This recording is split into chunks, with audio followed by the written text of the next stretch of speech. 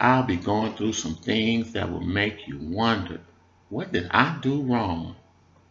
But he said, we'll have trials and tribulations on this earth. But he said, woe to him that bring them. So how do I make it through this world? A world of uncertainty, by the Spirit and by truth. Truth that I know Jesus is the Son of God and that God rose him from the dead and that he sits on his right hand judging the quick and the dead. I'll be judged too. Therefore, I must make sure the things that I do on this earth reflect a righteous man's life and not a bad man's life. So what do? Study. You get into this word. You find out where you're supposed to be and how you're supposed to do it. They say, well, the Bible is hard to understand. That's the glory of it. Because it was easy to understand, you would read through it and forget about it. But because there's mysteries in the Bible, stories, oh man, I love them. I do.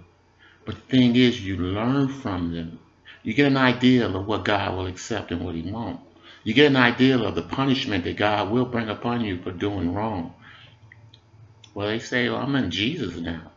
I have Jesus, the blood of Jesus. And Jesus still said, depart from me, I know you not, for your workers of iniquity, sin. So yeah, we have a righteous leader. We have an example of how to lead, or how to go. Do we follow it? No. Can we follow it? Yeah. We have to surrender our will to God. We do. We have to surrender our will to God. We have to listen to his word. We have to be able to identify his voice. How do you do it if you don't have this? How do you do it? I mean, really, how many of you been here before? How many of you know what to do in a time of crisis that you've never been faced with before?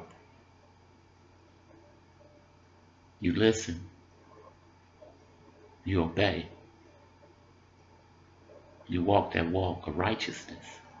There's work. Man will come against you. He will poke on you. He will call you names. He will aggravate you. He will cause you to come out of that self. That's when you lose. Anytime a person can make you act a way that you say you're not, that's not me. Yeah, that's because Satan came in. You got to be able to control yourself. That's the point that we miss and that we lose. And as soon as we blow our top, Satan's gone. Guaranteed. And have you ever got mad, said something, did something, and then looked back and said, man, why did I do that? I shouldn't have done that. I know it was wrong. But yet, I did it. How do I correct it? How do I change the outcome? You gotta be able to control. You're the only one that control you. No one else. I mean, yeah, man, he'll poke on you. He'll talk about you. He'll piss you off. He'll make you mad. He'll make you respond in a negative way. And then he moves on. Waiting for the next person that he can poke and push and cause to do things that they normally wouldn't do. And then they do it. And they wonder why. Listen for his word. Speak the truth. Walk in the truth. Find the truth. Learn the truth. So the Spirit can dwell within you. And we all can live in peace. Until we meet again on the next Sabbath day. Blessings be unto you and yours.